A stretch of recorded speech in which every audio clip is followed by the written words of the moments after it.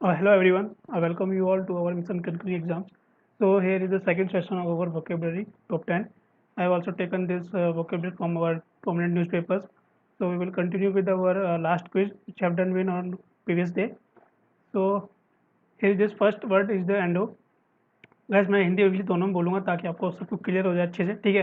सो endo endo means आप कोई जो चीज़ प्रोवाइड करते हो, कोई क्वालिटी या फिर आपको कोई असेट, ठीक है। आप जब भी कोई चीज़ आपको मिलती है, आप किसी चीज़ से गेन करते हो, ठीक है, या फिर आप टीचिंग से कोई गेन करते हो कुछ चीज़ भी, ठीक है, तो उसे कहते हैं एंडो। एंडो मीन्स होता है, जैसे मैंने हिंदी में लिखा है यहाँ, प्रदान करना।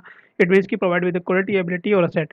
थ्रेशोल्ड मीन्स होता है कि कोई मैक्सिमम इंटेंसिटी, वो इंटेंसिटी जब आपके रिजल्ट दिखने लग जाए किसी चीज़ के, मतलब आप किसी चीज़ के लिए कोई प्रैक्टिस कर रहे हो, आपने इतनी मैक्सिमम प्रैक्टिस कर दिया, अब आपको पता है कि इसके बाद मेरे रिजल्ट अच्छे आने ही है, ठीक है।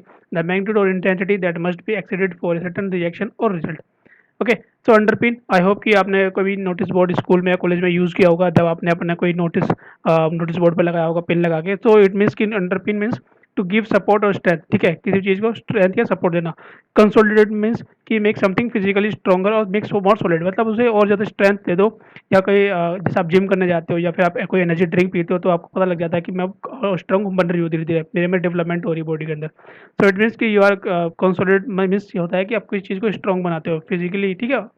और मैं आई थिंक मैंने कल एक वर्ड भी बताया था, तो आई थिंक आप अगर आपको पता है तो वो कमेंट डाउन, ठीक है, उसके लिए वर्ड कमेंट लिखो। कैलिब्रेट कैलिब्रेट मीन्स होता है किसी चीज़ को मेजर करना, स्टैंडर्ड स्केल ऑफ रीडिंग से, ठीक है। So here is the meaning, मैंने लिखा है मार्क ए गोज और इंस्ट्रूमेंट। गोज मीन्स होता है कि मेजर करना, ठीक है, with the standard scale of readings. Trammel trammel means कि कोई ग्रेट डिस्टर्बेंस हो जाना या कन्फ्यूजन हो जाना। कन्फ्यूजन के लिए भी मैंने कल बताया था कि कोई एक वर्ड है, ठीक है। अच्छा चलो मैं बता देता हूँ। ट्रमल मतलब होता है जैसे कि एक बी वाइल्डर, परप्लेक्स्ड, ठीक है, पजल्ड, ये सिर्फ कन्फ्यूजन में आते हैं। Okay, so we will continue our first vocab of our day. So here is that evocatively. So evocatively means होता है कि वो चीज़ जो आपको बहुत ज़्यादा याद कराती है कोई चीज़, और काफ़ी अच्छा लगता है आपको उसे याद करके, ठीक है। तो in a way that makes you remember और imagine something pleasant. Here you can see in this picture कि ये किसी एक फादर और उसकी बेटी की पिक्चर है। So he is remembering those pictures, ठीक है। So here synonym for this word की रेमिनिसेंटली, रिडोलेंटली, ठीक है गाइस, रेमिनिसेंटली, रिडोलेंटली। मैंने दोबारा कर दिया, एक बार और कर देता हूँ। रेमिनिसेंटली, रिडोलेंटली, ठीक है। तो गाइस एग्जांपल ये हो जाएगा, ही राइट एवोकेटिवली अबाउट नेचर, तो मतलब उसका नेचर के प्रति काफ़ी ज़्यादा लगाव है, ठीक है। तो वो लव करता है और नेचर की चीज़ें ड्राइंग करने में या किसी चीज़ के लिए, तब वहाँ पर एवोकेटिवली लिख सकते हो कि वो अपनी स्केचेस जो है उनको याद कर रहा है देख के, ठीक है। कुछ भी चीज़ें लिख सकते हो, या आप किसी जगह पे जाते हो जहाँ आपको बहुत अच्छा लगता है, तो वहाँ पर एवोकेटिवली यूज़ कर सकते हो word. So come to the our words की, हम अदर वर्ड्स क्या यूज़ कर सकते हैं एवोकेटिवली। रेमिनिसेंट और रिडोलेंट मैंने बता दिया आपको। सो सजेस्टिव यूज़ कर सकते हो, ठीक है, सजेस्टिव भी होता है वर्ड। एंड और यहाँ रेजोनेंट, रेजोनेंट भी आज यूज़ कर सकते हो। रेजोनेंट थोड़ा सा इंपॉर्टेंट है क्योंकि सीडीएस में शायद आया था, जैसे मुझे याद है। Okay, so come to the our next word, squander. Squander means धन लुटाना। इट मीन्स ये नहीं होता, इसका मतलब होता है कि आप कोई भी चीज़ जो बेकार में वेस्ट कर रहे हो, सब चीज़ मिस स्पेंड कर रहे हो कोई भी चीज़, ठीक है। तो हेयर मैंने मीनिंग भी वही लिखा है, टू वेस्ट मनी या टाइम या कोई भी चीज़ जो आप वेस्ट कर रहे हो, ठीक है, बेसिकली।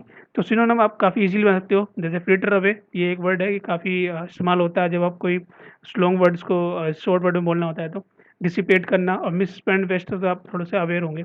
तो इसके इनके एंटोनियम भी सेम हो जाएंगे। अगर आप कोई चीज़ वेस्ट कर रहे हो तो आप क्या करना चाहिए, आपको सेव करना चाहिए, वो चीज़ कंजर्व करना चाहिए और अपने आप को इकोनॉमाइज बनाना चाहिए, ठीक है। Come to the example, it's so easy to spender valuable time browsing social media, ठीक है। सो आई थिंक आप इससे अच्छे से बना सकते हो। It's easy to squander, squander मतलब अच्छे से टाइम वेस्ट कर सकते हो अपना valuable time social media browse करके। आई होप कि आप सब में से ज़्यादा लोग नहीं करते होंगे। So come to the bouts. Bouts means होता है कि एक शॉर्ट पीरियड जब आपको एक स्पेसिफिक एक्टिविटी होती है, जैसे कि इस पिक्चर से अच्छे से समझ सकते हो आप कि ये जो मैन है, ये बॉक्सिंग मैन, ये इसको पंच कर रहा है, ठीक है। तो इसको जब जो एक्टिविटी फील हुई होगी लगते ही पंच, तो वो उसी को फील हुई होगी कि आपका क्या हुआ है। तो वो सिर्फ शॉर्ट टाइम के लिए होती है। तो जैसे हम ये कहते हैं स्पेल, पीरियड हो गया कोई, या टाइम या स्ट्रेच। वो स्ट्रेच मतलब वो स्पेस जितना टाइम लिया हुआ उसने, ठीक है, स्ट्रेच उसे कह सकते हैं। और यहाँ पर एग्जाम्पल क्या है, to her horror she started a fresh bout of crying, मतलब उसे डर लगा एकदम से, उसे रोना आ गया। तो थोड़ी देर के लिए आता है, जैसे कोई डरता है तो, या फिर घबराना हो जाता है कभी, तो वो भी लिख सकते हो आप बाउट ऑफ क्राइंग या फिर बाउट ऑफ हॉरर, ठीक है।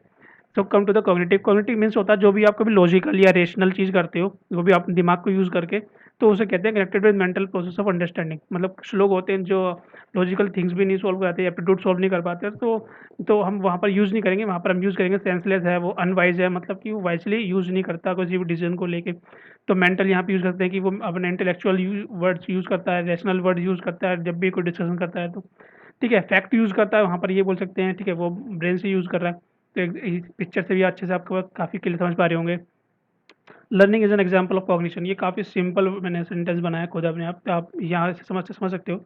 Come to the next word whammy. Whammy means कि वो इवेंट जब आपको कोई पावरफुल चीज़ लगी हो, वो भी बहुत बुरी तरीके से, ठीक है। Here you can see in this picture की एक जो पर्सन है उसने बोतल को हिट किक किया एंड देन उसको रिटर्न में लगी वो बॉल, ठीक है।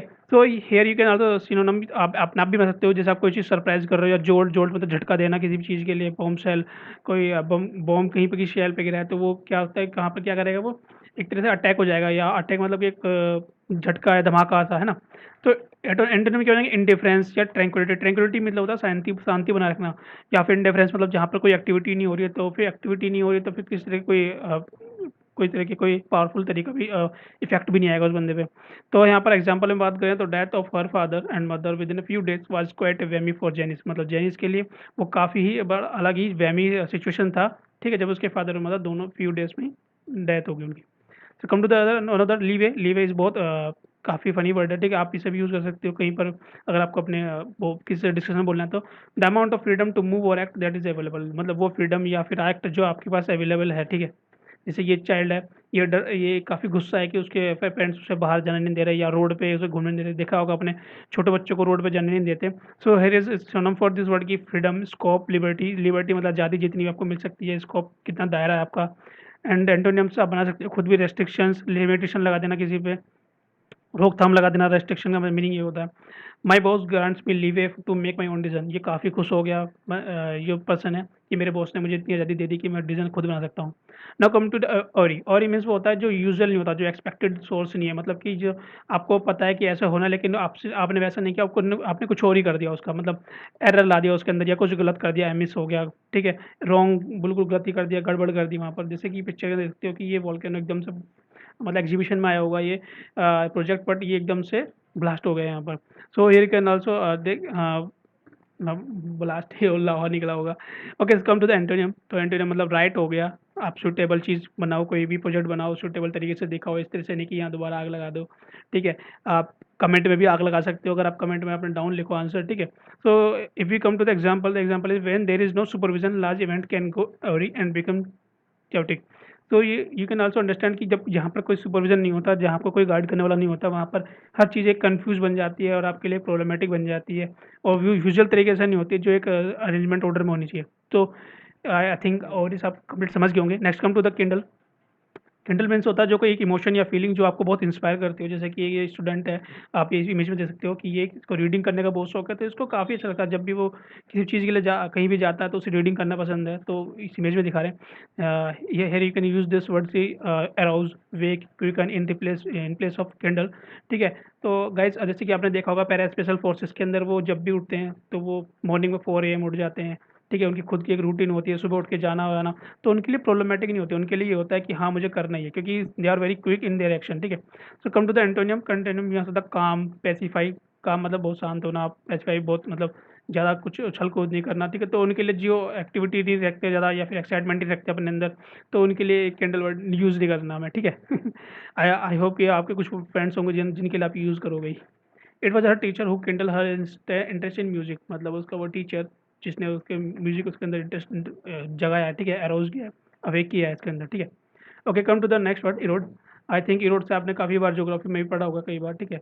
तो इरोड मीन्स होता है या तो ग्रेजुअली मतलब धीरे धीरे डिस्ट्रॉय हो जाना, या फिर धीरे धीरे किसी को डिस्ट्रॉय कर देना। आप अपने फ्रेंड के लिए भी डिस्ट्रॉय वर्ड यूज़ कर सकते हो। फ्रेंड नहीं तो कोई और भी, ठीक है, आपका एनिमी भी। तो सिनोनिम वर्ड यूज़ होता है वियर अवे, डिस्ट्रॉय करना किसी को, ठीक है। इरोड यहाँ पर ये नहीं कि उसकी बॉडी, इरोड मीन्स उसकी क्वालिटी, ठीक है। Okay, come to the antonym. Antonym मतलब अगर आपको इरोड कर रहा है तो आप क्या करोगे वहाँ पे, अपने को या तो बचाओगे, सेव करोगे, या कंजर्व करोगे, या मेंटेन करोगे नेचर को, ठीक है, एनवायरनमेंट को कंजर्व करोगे, ऐसे वर्ड आप यूज़ कर सकते हो, ठीक है। तो एग्जांपल मैंने यहाँ पे काफ़ी सिंपल यूज़ किया था, humiliation has eroded what confidence my son has, मतलब मेरे बेटे के पास जो कॉन्फिडेंस था वो उस ह्यूमिलेशन ने उसको इरोड कर दिया, सब खत्म कर दिया। Now come to the last but not least, the word of is anticipate. Anticipate मतलब होता है कि आप कोई भी चीज़ जो पहले से एज्यूम कर लेते हो, ठीक है, आप प्रिडिक्ट कर लेते हो, या फिर आप पहले से जान लेते हो, हाँ फोर्स ही मैंने देख लिया सब आगे क्या होगा। जैसे आप इस इमेज में देख सकते हो कि ये पर्सन है, इसने पहले से पहचान लिया कि बारिश आने वाली है, जबकि बादल इस साइड है, उसने पहचाना, लेकिन अभी यहाँ पर धूप है और थोड़ी सी बादल भी है, लेकिन उसने फिर भी इसे बिलीव कर लिया। इसका एंटोनिम क्या होगा, जब आप बिलीव नहीं करते तो आप क्या कहोगे, डिसबिलीव, और इग्नोर कह सकते हो कि नहीं मैं इसकी बातों पे नहीं बात मान रहा, मैं आई विल इग्नोर हिम, ठीक है।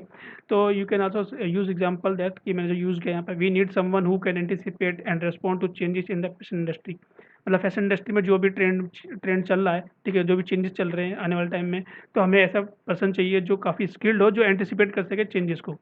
आई थिंक जितने मैंने 10 बताए वोकेब्स आपके काफ़ी माइंड में अच्छे से बैठ गए होंगे। Now come to the next quiz जो मैंने आपके लिए रखे हैं, तो आप प्लीज़ इनको अटेम्प्ट करो। गाइज मैंने सिर्फ 4 ही रखे हैं, ठीक है आज, क्योंकि जो मैंने कल रखे थे 6 थे। आई थिंक मुझे लगा ज़्यादा बर्डन आ गया होगा आपके पास, काफ़ी ईजी है। ये 3 वर्ड तो मैंने कल ही बताए थे, तो आई थिंक कि आप सब अपने कमेंट बॉक्स में लिखोगे, अपनी पार्टिसिपेशन दिखाओगे। And last is accentuate. Accentuate में ये सब मैं आपको कल सॉल्यूशन बताऊंगा, इनका solution of quiz will be release on 3 सितंबर, मतलब टुमारो, ठीक है। So guys, thank you for watching this video. If you like this video, please give a big thumbs up and share with your friends if you want कि हाँ मेरा दोस्त भी कुछ पढ़ ले। Don't make your enemy, ठीक है। ओके, सब्सक्राइब कर सकते हो आप मेरे चैनल को, ठीक है, it is my initiative, new channel, ठीक है। So if you like please give a big thumbs up. I am signing off right now guys, thank you.